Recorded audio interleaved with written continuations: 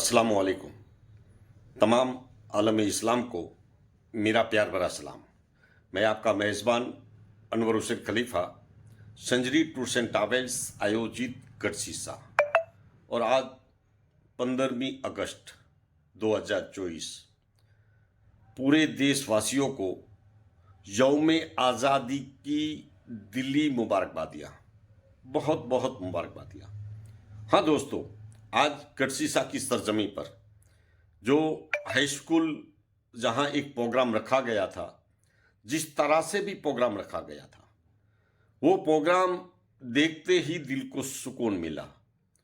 क्योंकि जिस तरह से बच्चों ने, छोटे छोटे बच्चों ने, हर स्कूल के बच्चों ने जिस तरह से अपनी कला बताई है, जिस तरह से ऐसा प्रोग्राम दिया है, वो काबिल तारीफ था। क्योंकि सरहद पे जिस तरह से जवान कुर्बान होते हैं, वही कुर्बानियों का नज़ारा इन बच्चों ने बताया है। छोटी छोटी बच्चियों ने किस तरह से अपनी कारीगरी बताई है, ये कला देखने जैसी थी। गढ़सीसा की सरजमी पर हर साल ऐसा आयोजन किया जाता है और इस दफ़ा 2024 को बहुत बढ़िया आयोजन किया गया। वो आयोजन काबिल तारीफ है। और इसके साथ मैं पूरे देशवासियों को यही कहना चाहता हूँ, कुर्बानियाँ तो सब ने दी है। इस देश में रहने वाले हर इंसान ने कुर्बानियाँ दी है, लेकिन वो पल, वो लम्हा भी हमें याद करना चाहिए जो सिराजुद्दीन दौला से लेकर टीपू सुल्तान, और टीपू सुल्तान से लेकर आबिद हसन तक जिन लोगों ने ऐसी कुर्बानियां दी है, उन्हीं कुर्बानियों की वजह से आज हिंदुस्तान आज़ाद है। वो कुर्बानियों को हमें याद करना चाहिए, क्योंकि ऐसी कुर्बानियां देने वालों ने दी है ना कभी देखा। जान माल की कुर्बानियां, हर तरह की कुर्बानियां दी है हमारे हिंदुस्तान के लिए, हमारी जन्मभूमि के लिए, हमारे मादरे वतन के लिए। अंग्रेजों को जिस तरह से खदेड़ा है, वो काबिल तारीफ है। आज भी उनकी कुर्बानियों को हम याद करते हैं। हर लम्हा हमें याद करना चाहिए, ऐसी ऐसी कुर्बानियां दी है। हाँ दोस्तों, मैं यहाँ आपको ये नज़ारा बताने की कोशिश करता हूँ। यहाँ इन लोगों ने जैसी कुर्बानियां दी है, वो काबिल तारीफ है। अपना माल, धन, दौलत, जान की कुर्बानियां इन लोगों ने दी है। ये समझते थे कि हमारी मातृभूमि है, हमारी सरजमी है, हमारा वतन है। हमारे आकाए दो जहां सल्लल्लाहु ताला अलैहि वसल्लम ने बताया है, जिस सरजमी पे रहते हो उनकी हिफाजत आपको करनी है।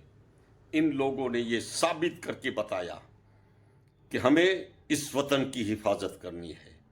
ये समझते थे कि जिस वतन पे हम रहते हैं, उसी वतन पे हम सजदा करते हैं। दिन में 192 मर्तबा इस जमी को हम सजदा करते हैं। दिन में 192 मर्तबा इस जमी को हम बोसा देते हैं। यही वो सरजमी है। सारे जहां से अच्छा हिंदुस्तां हमारा, हम बुलबुले हैं इसके, ये गुलिस्ता हमारा। हाँ दोस्तों, आज गढ़सीसा की हाई स्कूल में जिस तरह से ये प्रोग्राम रखा गया, वो काबिल तारीफ है। फिर से पूरे देशवासियों को यौम आज़ादी के मौके पर दिली मुबारकबादियाँ। ની અંદર આપણે વીજ પુરવઠો જો પૂરો પાડ્યો હોય ને, તો એ ગઢસીસા પીજીવીસીએલ ને આભારી છે, તો આપણે એમનો પણ ખૂબ ખૂબ આભાર માનીએ છીએ। અને વિપર્યય દરમિયાન જે પણ શાળાના શિક્ષકોએ મહેનત કરી છે, વાવાઝોડા દરમિયાન સ્થળાંતરની પરિસ્થિતિ હતી કે જે લોકો સ્થળાંતર થયેલા હતા, એમની ખાવા પીવાની વ્યવસ્થા, એ દરેક વ્યવસ્થામાં જેમણે પણ પોતાનો સાથ સહકાર આપ્યો છે, એ સૌનો પણ આપણે ખૂબ ખૂબ આભાર માનીએ છીએ। આમ તો બધાને આટલું બધું સાંભળવામાં ઇન્ટરેસ્ટ નથી, કારણ કે જે દીકરા દીકરીઓ પ્રોગ્રામમાં ભાગ લીધો છે એમને એમ થાય છે કે બેન જલ્દી બેસે તો અમે જલ્દીથી પ્રોગ્રામ જોઈએ, અને ગ્રામજનોને પણ એમાં જ ઉત્સાહ છે. તો વધારે સમય ન લેતા ફરીથી તમામ ગ્રામજનોને સ્વતંત્રતા પર્વની ખૂબ ખૂબ શુભકામનાઓ. અસ્તુ. જય હિન્દ, જય ભારત.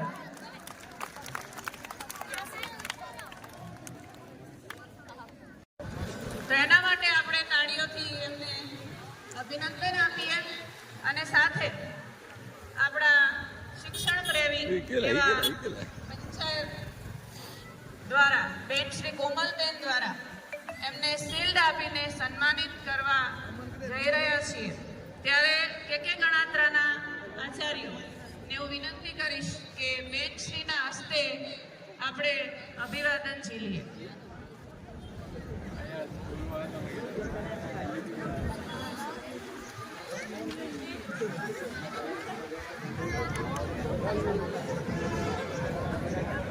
એમને અભિનંદન આપીએ.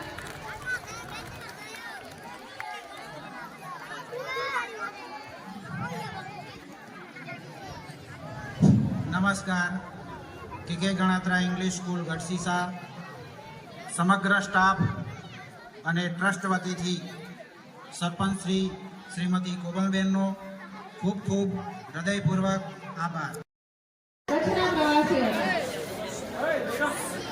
અને કચ્છમાંથી ચૂંટેલા ચુનંદા માણસો કે જેને વ્યક્તિ વિશેષ કહી શકાય, જેને પોતપોતાના ફિલ્ડની અંદર પોતાનું જીવન સમર્પિત કરેલું છે, એવા વ્યક્તિ વિશેષનો મુખ્યમંત્રી શ્રીના હાથે સન્માન હતું.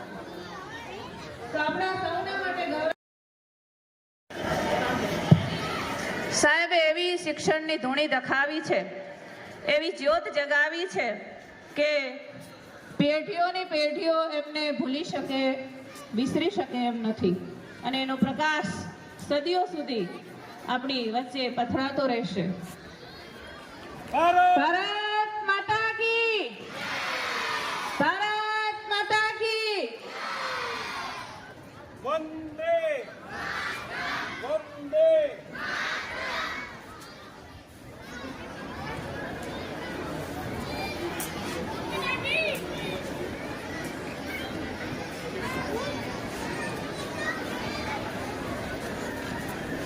શિક્ષણથી મોટું કોઈ હથિયાર નથી, અને કલમથી મોટી કોઈ તલવાર નથી. તો આવા કલમના કસબીઓનું જ્યારે સન્માન થઈ રહ્યું હોય ત્યારે બાકી છે. આપણે યોગ્ય જગ્યાએ, યોગ્ય રીતે, યોગ્ય વ્યક્તિને શોભે એવી રીતે આપણે પાથરણા પર જગ્યા છે તો બેસી જઈએ, ગોઠવાઈ જઈએ, જેથી કરીને દરેકને આ કાર્યક્રમો નિહાળવાની તક મળે અને આનંદ મળે. તો ઉભેલા તમામ ભાઈઓ અને દીકરીઓ, બહેનોને મારી નમ્ર વિનંતી છે કે જ્યાં જગ્યા મળે છે ત્યાં આપણે વ્યવસ્થિત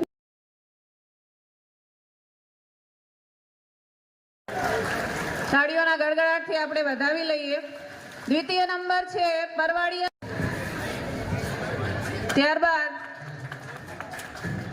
પોકાર ઓમ નવીનભાઈ 89.66% સાથે. સર્જન વિદ્યા વિહાર 88.17% સાથે.